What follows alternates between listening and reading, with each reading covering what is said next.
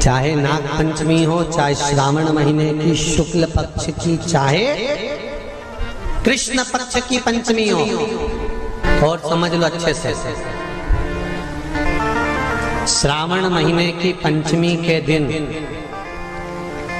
देवाधिदेव महादेव पर चढ़ाई गई शमी पत्र आस्तिक मुनि का नाम लेकर, कौन से मुनि?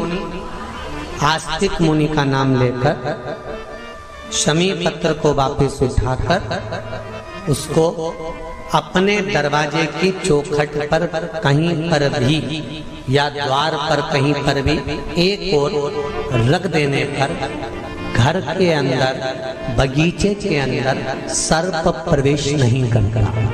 ध्यान रखिए, सर्प प्रवेश नहीं करेगा। शमी पत्र समर्पित करने पर, उस शमी पत्र को आस्तिक मुनि का स्मरण करने पर, कौन से मुनि हैं? आस्तिक मुनि का स्मरण करने पर भीतर घर के अंदर बगीचे में सर्प भी प्रवेश नहीं। उस शमी पत्र में जया, विषहरा, शामली वारी, दौतली और देव, ये पांचों कन्याओं का भाव प्रकट हो जाता है और वो कन्याएं हमारे घर के द्वार की रक्षा करती हैं। तुम्हारे घर की बहन बेटी क्या करती है? तुम्हारे घर की बहन बेटियां क्या करती हैं? घर में बहन बेटी आती हैं तो बद्दुआ देकर नहीं जाती। घर में कन्याएं रहती हैं, बद्दुआ नहीं देती। घर की बेटियां जब दरवाजा छोड़कर शादी कर वाले दिन, विदाई के दिन अगर जाती भी हैं तो बेटियां हाथ में धान भरकर फेंक कर जाती हैं कि मेरा मायका खूब फले फूले, आगे बढ़े। छापे लगाकर चली जाती हैं कि हमने हमारी जीवन की सारी दौलत, जीवन का सारा सुख अपने मायके में दे दिया है। वो बेटियां तो जया, विषहरा, शामली बारी, दौतली, देव, ये उस घर में निवास करती हैं जिससे ये पंचमी, कौन सी तिथि? पंचमी, चाहे वो शुक्ल पक्ष की हो, चाहे वो कृष्ण पक्ष की। श्रावण महीने की पंचमी के दिन शंकर भगवान पर जिस परिवार के व्यक्ति का कांवड़ जल हमने बताया है आपको, जरूरी नहीं है कि डंडा बांधकर 2 कावड़ के जल के लोटे लेकर जाओ, आप अपने हाथ में भी 2 पात्र लेकर जा सकते हैं। पंचमी तिथि के दिन हाथ में 2 लोटे जल के, 2 कलश जल के जब हम शंकर भगवान को चढ़ाते हैं तो ऊपर जो कमंडल होता है शिव जी के ऊपर जलधारी होती है, जिसमें जया, विषहरा, शामली बारी, दौतली और देव, शंकर भगवान की 5 बेटियां जिसमें विराजमान होती हैं। जब हम जल समर्पित करते हैं, हमारे पीढ़ी में, परिवार में अगर कोई अधोगति में मर गया होता है, कुंवारी अवस्था में चले गया होता है, गर्भ में मर गया होता है, गर्भ के बाहर निकल कर भी अगर कुंवारी अवस्था में चले गया होता है, तो श्रावण महीने की दोनों पंचमी पर परिवार का अगर कोई एक व्यक्ति भी जल चढ़ा देता है शंकर भगवान पर, तो सर्प की योनि में नहीं पड़ता, जीव मुक्त हो जाता, प्रेत योनि में सर्प की योनि से मुक्त हो जाता।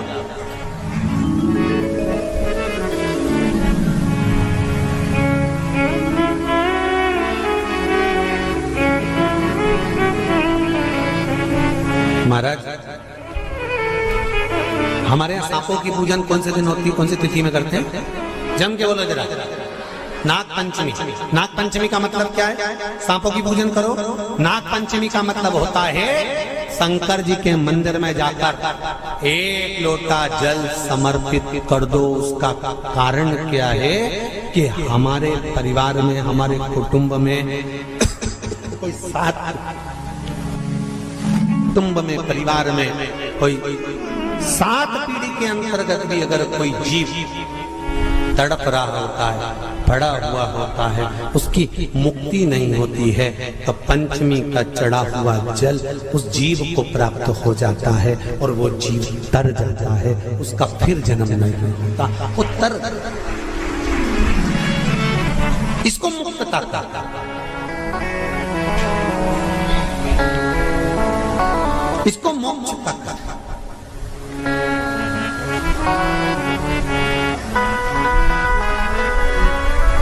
ये मोक्ष, इसी को कहेंगे कि ये मुक्तता है। महाराज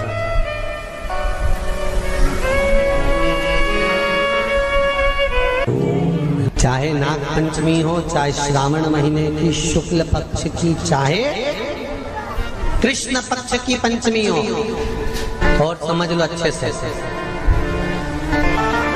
श्रावण महीने की पंचमी के दिन देवाधिदेव महादेव पर चढ़ाई गई शमी पत्र आस्तिक मुनि का नाम लेकर, कौन से मुनि?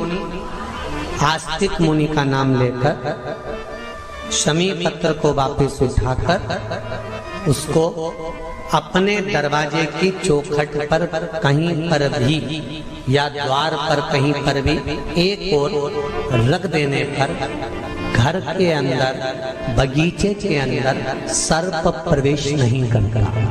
ध्यान रखिए, सर्प प्रवेश नहीं करेगा। शमी पत्र समर्पित करने पर, उस शमी पत्र को आस्तिक मुनि का स्मरण करने, कौन से मुनि है? आस्तिक मुनि का स्मरण करने पर भीतर घर के अंदर बगीचे में सर्प भी प्रवेश नहीं। उस शमी पत्र में जया, विषहरा, शामली वारी, दौतली और देव, ये पांचों कन्याओं का भाव प्रकट हो जाता है और वो कन्याएं हमारे घर के द्वार की रक्षा करती हैं। तुम्हारे घर की बहन बेटी क्या करती है? तुम्हारे घर की बहन बेटियां क्या करती हैं? घर में बहन बेटी आती हैं तो बद्दुआ देकर नहीं जाती। घर में कन्याएं रहती हैं, बद्दुआ नहीं देती।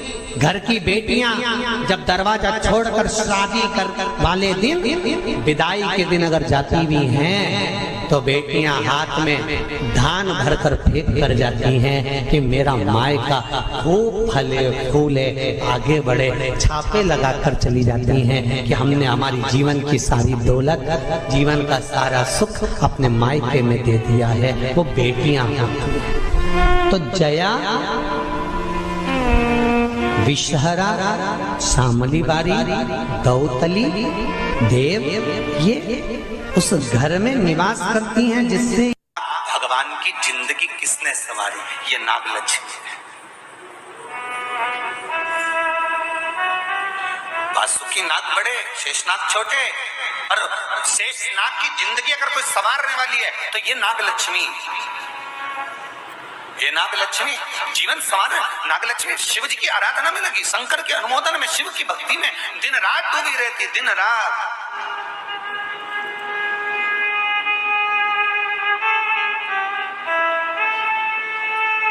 कितना सुंदर संवाद है। पान की बेल में, पान जानते हो? तांबुल, जो खाने वाला पान होता है, पान की बेल में चारों तरफ से बेल लगाकर नागलक्ष्मी उसमें बैठ कर शिव की आराधना करती थी। इसलिए आज भी शास्त्र के हिसाब से देखा जाए तो सबसे ज्यादा सांप, सबसे ज्यादा सर्प, सबसे ज्यादा नाग नागिन, सबसे ज्यादा सर्प अगर कहीं रहते हैं तो जहां पान की खेती होती है, जहां पर तांबुल उत्पन्न होता है, जहां पान की बेल होती है, सबसे ज्यादा सांप वहीं पर पाए जाते हैं। सबसे ज्यादा सांप वहीं पर जाते हैं। और जो पान उतारने वाले रहते हैं, पान तोड़ने वाले रहते हैं, पान बेचने वाले रहते हैं, जिनको हमारे यहाँ सहज भाषा में चौरसिया कहते हैं,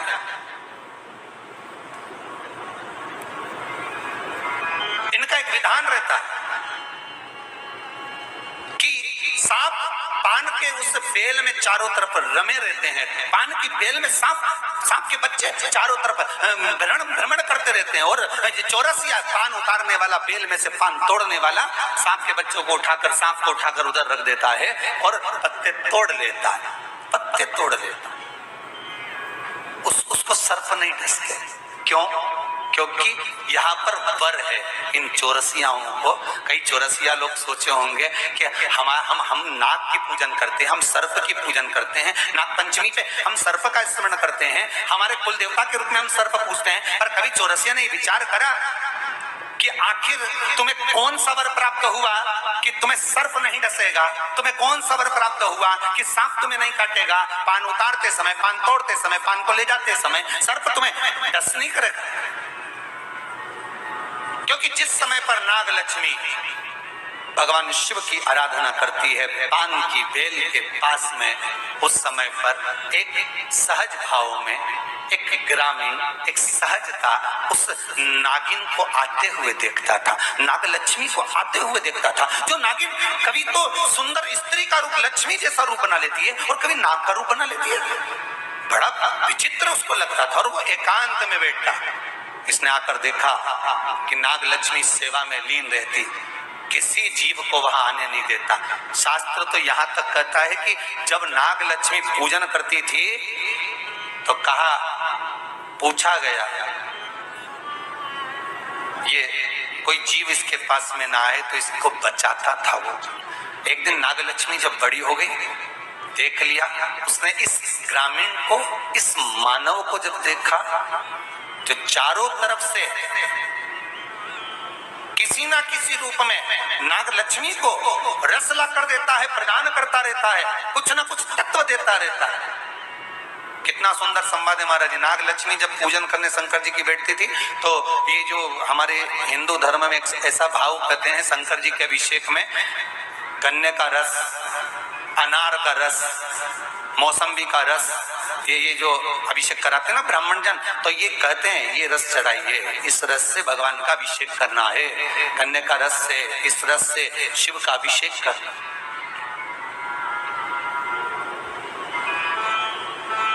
वो ला कर देता है, रख देता है। रोज नागलक्ष्मी को रोज आश्चर्य होता कि आखिर ऐसा कौन है जो लाकर रोज रख देता है, कौन है ऐसा?